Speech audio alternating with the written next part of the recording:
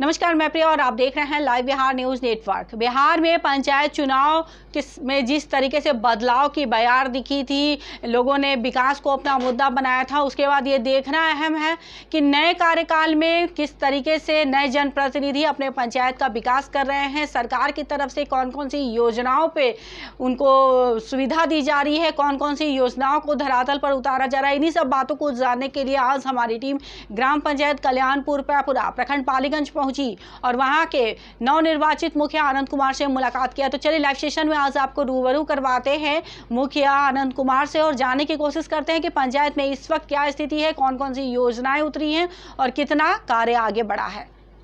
तो चलिए मुलाकात करते हैं मुखिया आनंद कुमार से। आनंद जी नमस्कार। नमस्कार। नमस्कार, बहुत बहुत स्वागत है Anand ji live Bihar news network में।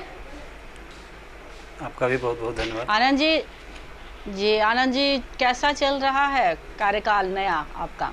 चलिए पंचायत का क्या हाल है? अभी शुरुआत है, चल रहा है बढ़िया से, ठीक है। अभी शुरू में थोड़ा सा प्रॉब्लम होता है। जी आनंद जी, पंचायत में ये पहला कार्यकाल हुआ आपका ना? इसके पूर्व भी रह चुके हैं? ना पूर्व में नहीं है, प्रथम बार है हम। जी, तो पंचायत में क्या कुछ प्रमुख चुनौतियां रही सामने में, क्या कुछ परेशानी इस वक्त सामने आ रही है पंचायत में?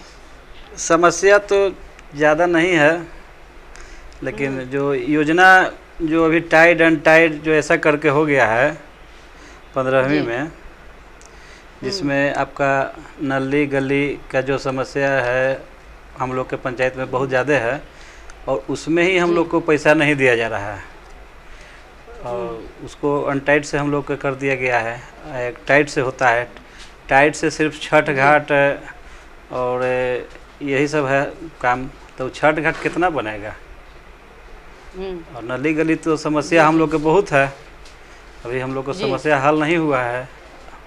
आज़ादी के इतना बरस हो गया। नली गली का जो कार्य है, इस पर फंड क्या सरकार की तरफ से भी आवंटित नहीं हो रहा है? नली गली से फंड हम लोग को आवंटित हो रहा है, बहुत थोड़ा थोड़ा हो रहा है। कारण कि जो भी पैसा हम लोग को आ रहा है ऊपर से ही हम लोग के हो जा रहा है कि ये काम करना है, लाइट लगाना है, तो ये लगाना है, वो लगाना है। ग्राम सभा का कोई औचित्य अभी हम लोग के नहीं रहा। हम लोग ग्राम सभा करके, आम सभा करके जो योजना लेते हैं उसको कोई औचित्य अभी नहीं है। अभी है कि हर एक वार्ड में लाइट लगाना है, इस पर फोकस है।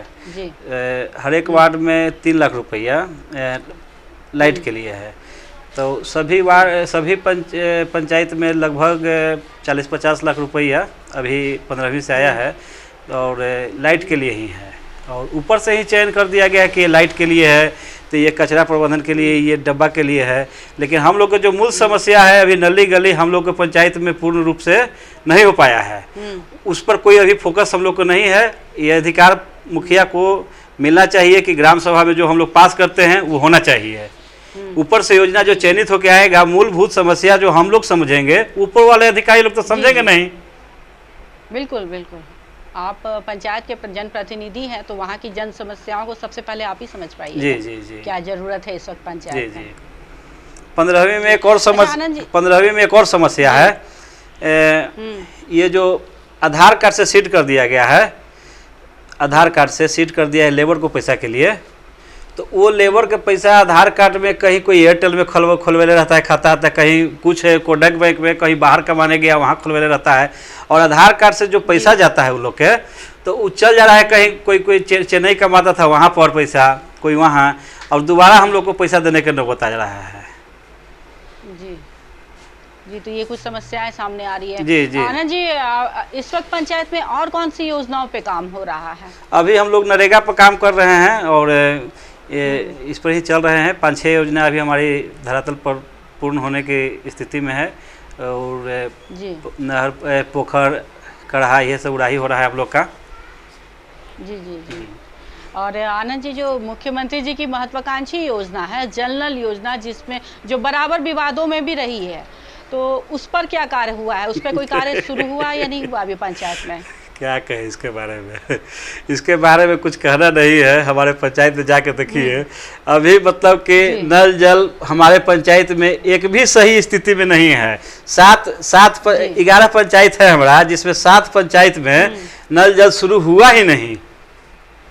और मुख्यमंत्री जी बोलते हैं कि 90% नल जल क्लियर हो गया। सिर्फ कागज पर हुआ है, धरातल पर नहीं हुआ है, धरातल पर नहीं हुआ है, कागज पर हुआ है। जी जी, हमारे देखिए चावल गला कि नहीं गला, इसके लिए पूरे तसला के चावल को मैस के देखने की जरूरत नहीं है।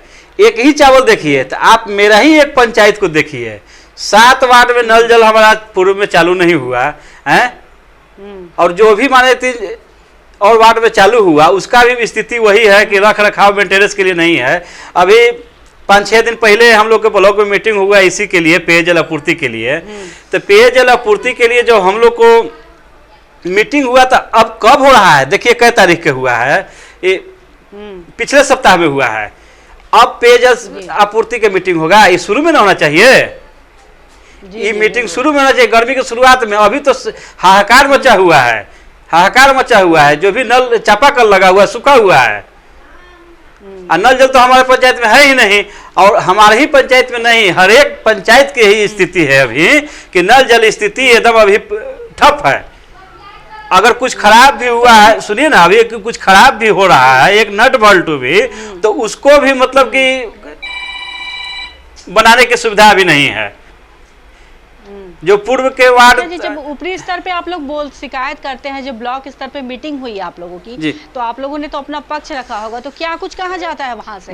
देखिए ब्लॉक स्तर पर मीटिंग हुआ था, तो हम बताएं कि हमारे यहाँ पेयजल की सुविधा ऐसे ऐसे है, सभी जगह ठप है, चापाकल के भी स्थिति सूखा हुआ है, बनाने के लिए टीम नहीं कोई आ पा रहा है, जा भी रहा है तो हुरफुर बना रहा है। और जेई साहब से PHED के जी साहब थे, उनसे बात हुआ तो वो कहे कि पूरे प्रखंड में मेरा एक ही सिस्टम चल रहा है।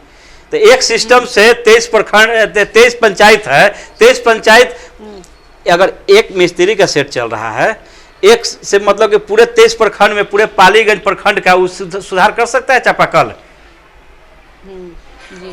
नहीं कर सकता है ना, तो उसको सिस्टम को बढ़ाना चाहिए।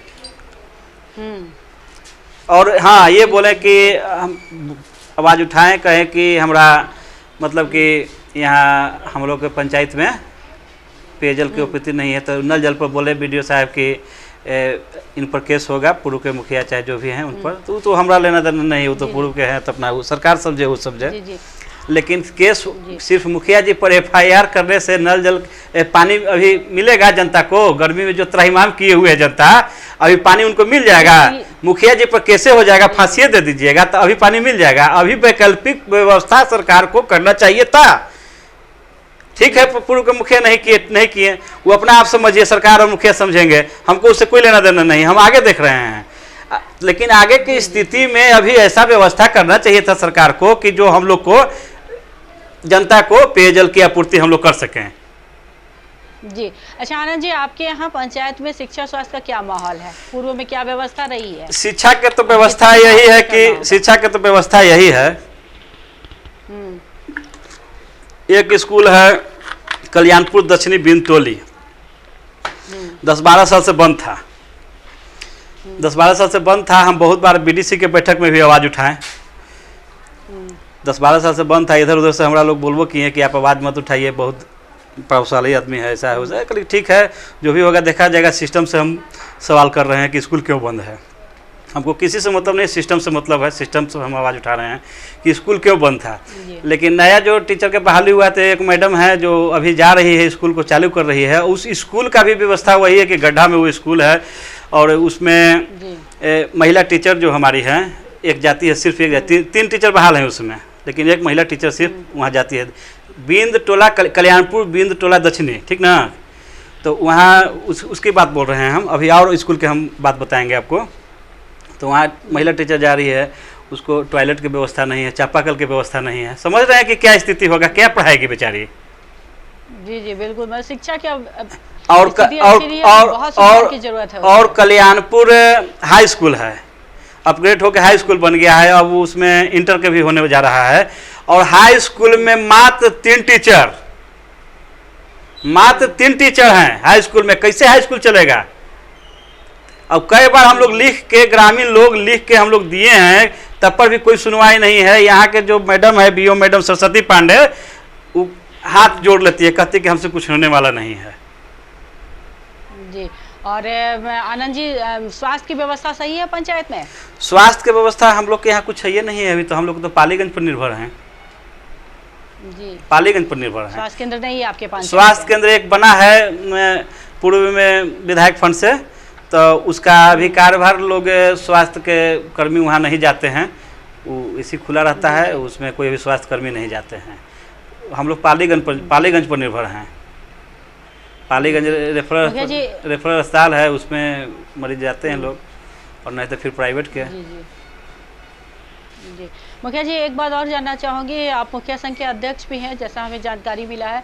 मुखिया पर जिस तरीके से अभी जनप्रतिनिधि पर लगातार हमले होते आए हैं, सरकार की तरफ से कहा गया है कि उनको सुरक्षा दी जाएगी, क्या कुछ कदम उठाए गए हैं सरकार की तरफ से? अभी तक तो फिलहाल कुछ नहीं हो पाया है। हम लोग भी आर्म्स लाइसेंस के लिए आवेदन किए हैं, लेकिन अभी कुछ हुआ नहीं है।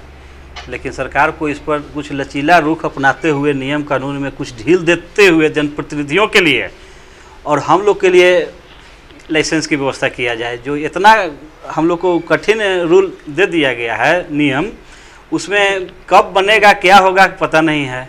सरकार को जब अनाउंस कर दिए हैं कि जनप्रतिनिधियों को मिलेगा, तो जनप्रतिनिधि का सर्टिफिकेट लीजिए और दीजिए। तो ये फिर वही सिस्टम पहले वाला है। अभी तक कई गो मुखिया के मिला है आर्म्स लाइसेंस, बताइए?